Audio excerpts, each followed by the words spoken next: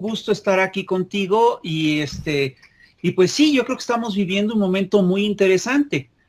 Yo te recuerdo que cuando inició el sexenio, nosotros hablamos de que al igual que había ocurrido en Brasil, al igual que había ocurrido en Ecuador, al igual que ocurrió en Argentina, se podría estar utilizando en nuestro país una estrategia de golpeteo mediático, que es lo que ya se utiliza en estos tiempos para derrocar a gobiernos que no son afines a al régimen neoliberal global que está centrado en Washington. Y yo estoy convencido de que estamos ahorita ante una embestida, ante una nueva formulación de, de esta estrategia. Yo creo que el término de golpe blando es un término inexacto. Esto que estamos viendo, creo yo, encaja perfectamente dentro de lo que ya se conoce como guerra híbrida y está claramente operado por, bueno, es un proyecto que incluso tiene una narrativa que está muy estructurado y que busca básicamente desacreditar a un actor político específico. Si nosotros revisamos lo que el panorama de medios que tenemos, vamos a ver que desde hace tiempo México, al igual que los demás países de América Latina, tiene una serie de consorcios mediáticos que son los que dictan la agenda. Si tú te vas a Brasil, vas a ver que quien dicta la agenda es O Globo. Si te vas a Argentina, vas a ver que es el Clarín. Si te vas a Chile, verás que es el Mercurio. Y en México son claramente los medios televisivos grandes y sus adláteres, como lo parece ser Latinus. Entonces, yo estoy convencido de que aquí están operando una narrativa que es muy clara, que tiene que ver con la idea de que, es decir, que insiste en la idea de que el actual gobierno es igual a los demás gobiernos. Esta estrategia es curiosa porque se monta de manera muy clara en una cosa que ya se incrustó en la población mexicana, que es la idea de que todos son iguales y tal. Entonces, a mí me llama la atención que se está, por ejemplo, queriendo construir la idea, y con falsedades, la idea de que este gobierno tiene sus hermanos Briviesca, que tiene su propia Casa Blanca, su empresa IGA, etcétera. Sin embargo, como bien tú señalaste en un video que subiste, es decir, es claro que estos reportajes no tienen en realidad fundamento, carecen de profundidad. Es decir, una cosa era el reportaje que tú hiciste sobre la Casa Blanca y otra cosa es muy distinto, es el reportaje sobre la Casa de Houston. Y yo sí estoy convencido que hasta eso trabajaron. Para, digamos, quien está operando esto, era importante que tú, Carmen Aristegui, pusieras el tema en tu espacio. Y me parece que esto pues fue un error, porque no es lo mismo el reportaje de la Casa Blanca, que era un reportaje muy documentado, que el reportaje sobre la Casa de Houston, que ya incluso se ha ido desmintiendo poco a poco. Ahora, es curioso porque la estrategia que se sigue es muy clara. Es decir, no importa que el reportaje sea falso, no importa que esté mal planteado, no importa que sea una mentira. Lo que importa es mantener el debate y mantener esta idea en el aire.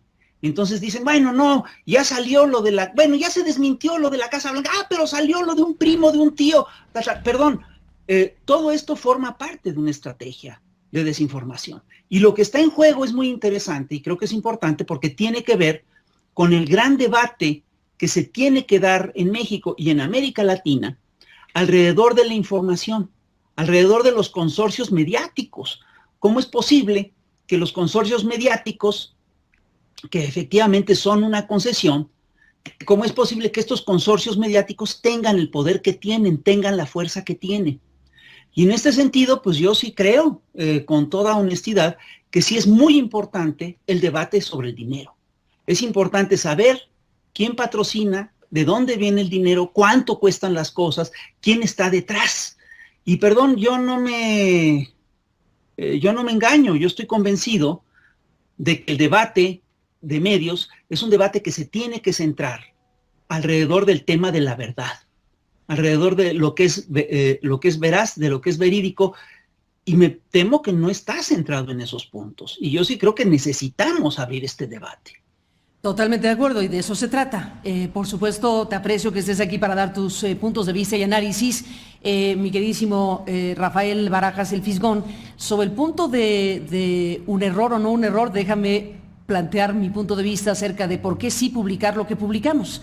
Yo entiendo lo que planteas sobre que un evento noticioso, en mi opinión noticioso, periodístico, que fue el reportaje, detona una serie de circunstancias que se pueden analizar de muchas maneras, pero déjame regresar al punto de origen y a lo que detona toda esta circunstancia.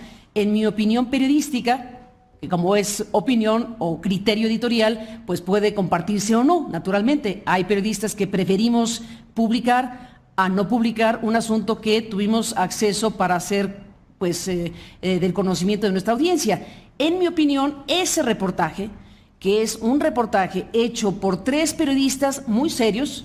Tenemos un periodista como Raúl Olmos, que no sé si tú discutas la trayectoria periodística de Raúl Olmos, que ha hecho una gran contribución. Después del reportaje, sí, ¿cómo no? Pero bueno, déjame terminar, mi queridísimo. Déjame terminar, queridísimo. Perdón. Bueno, déjame terminar, Rafael, déjame terminar. Estamos en el análisis y la revisión. Sí, claro, yo solo digo aquí, un reportaje, en mi opinión, de gente como Gutiérrez Vega o como Ayala o como Raúl Olmos, en mi opinión, 3 periodistas muy serios que han contribuido con muchos otros temas a lo largo de sus respectivas trayectorias, colocan a la mesa un asunto donde hay información específica.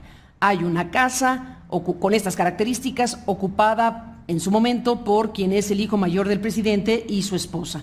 Es una casa propiedad de un ejecutivo, de una empresa contratista de Petróleos Mexicanos. Hay también una serie de informaciones respecto a la evolución de los contratos de esta empresa Baker Hughes con Petróleos Mexicanos, y esos elementos, el conjunto de elementos, en mi opinión periodística, eran suficientes para mostrarle al público, a la audiencia, que había un asunto que merecía y merece una información más amplia, una investigación más amplia. Sí, en eso estamos. Pero la información implicaba, entre otras cosas, preguntarle a los que rentaron la casa. Ya Caroline Adams explicó cómo fue el asunto. ¿Les preguntaste? Es decir, el reportaje de Olmos y de compañía, yo entiendo lo que me estás diciendo, entiendo perfectamente bien lo que me estás diciendo, pero tú dices profundizar en el tema, implicaba, tú dices que hay que profundizar en el tema, eso implicaba consultar a la otra parte. Bueno, hemos buscado a Caroline, te digo que los hemos buscado y no hemos tenido respuesta, ese es otro tema. La otra cosa, sí, pero ya está claro lo que dijo Caroline Adams, ya está claro lo que dijo López Beltrán. No, pues claro, que está ahí, es lo que sigue en el siguiente debate. Le resultó a esta estrategia de descrédito, ¿sí? El que fueras precisamente tú la que publicara el reportaje, la que lo reprodujera, porque, perdón, yo sí estoy convencido de que estamos ante una estrategia de golpe blando. Y estoy convencido de que la estrategia es muy sofisticada. Y estoy convencido de que lo que vamos a ver en las próximas... La alternativa, queridísimo, déjame decir, la alternativa, a ver, vamos al punto.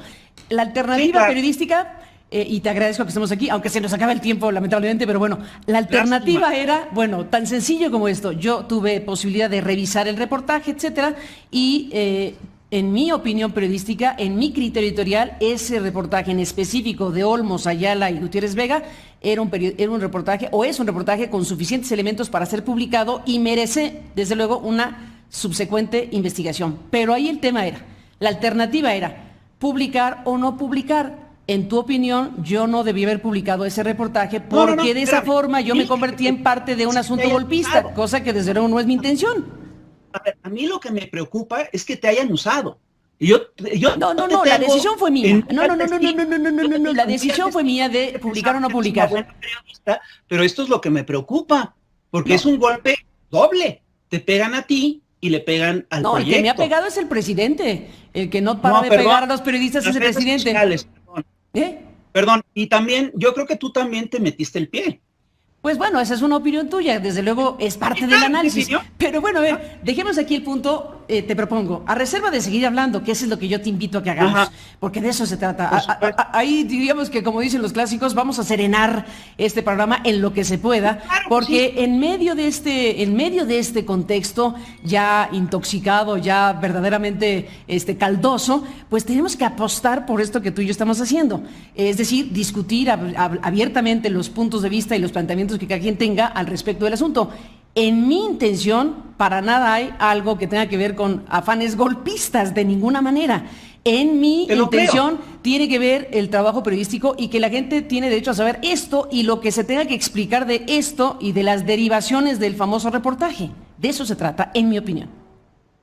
Y también se trata de saber cómo funcionan los medios. De acuerdo, y también también. se trata de saber cuáles son las lógicas dominantes De acuerdo. dentro de los medios mexicanos. Y aquí hay un problema que es muy serio. Es decir, parece increíble que haya pasado un segundo o tercer plano el tema del dinero con el que se patrocinan estas cosas. Es decir, no es un problema, no es un problema que no le importe a la opinión pública. Le tiene que importar a la opinión pública quién paga los reportajes y por qué y para qué los paga. Y la otra cosa, Carmen, es que sí tenemos que revisar constantemente cómo funcionan estas y cómo han funcionado estos operativos mediáticos en toda América Latina. Y perdón, creo que estamos en medio de uno de esos operativos. Bueno, te propongo una cosa, dado que se nos acabó el tiempo, ¿por qué no retomamos el hilo y sigamos analizando Claro. y discutiendo el asunto? ¿Te parece? Me parece perfecto. Fantástico. Yo te agradezco mucho que estés aquí. Yo te agradezco mucho porque aprecio mucho tu inteligencia, tu manera de histórica, ¿no? Porque no es que se te ocurrió analizar a los medios ayer. Has hecho desde luego un trabajo muy importante a lo largo de tu historia.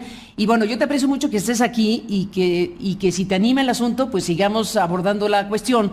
Porque sí, ciertamente estamos en un momento sumamente delicado en donde estamos viendo cosas, en mi opinión, bastante graves, como que se pueda o no romper la propia legalidad a favor de que se sepa que tal o cual periodista tiene tal o cual ingreso, entre otras cosas. Así que bueno, materia prima, Rafael. ¿Eso no rompe la legalidad, Carmen? Bueno, en mi opinión sí. Bueno, depende de lo que estás... Opinión, a ver, ¿no? los periodistas en todo caso... No, vamos a discutirlo, lo tenemos que discutir. Vamos Pero a además, discutirlo. independientemente de que rompa la legalidad, yo creo que es un debate que se tiene que dar en los medios. Bueno, pues en eso estamos. El Evidentemente. debate de los dineros, por supuesto que es importante. ¿Qué tan metida está la USAID de nuestro país? ¿Qué tan metida está la National Endowment for Democracy? ¿Qué tantas ligas tenemos con todas estas cosas? Por supuesto que eso es parte del debate. Venga el debate y digamos que esto es una aproximación al tema porque fueron estos minutos que nos has concedido esta mañana y ya nos pondremos de acuerdo para seguir discutiendo pues de la manera más amplia, de la manera más plural posible, precisamente algo en donde se están jugando muchísimas cosas. Así que te mando un abrazo, Rafael, gracias por estar aquí y seguimos en contacto. Buenos días. Muchas gracias a ti, Igualmente, Carmen. Rafael Cuídate. Barajas.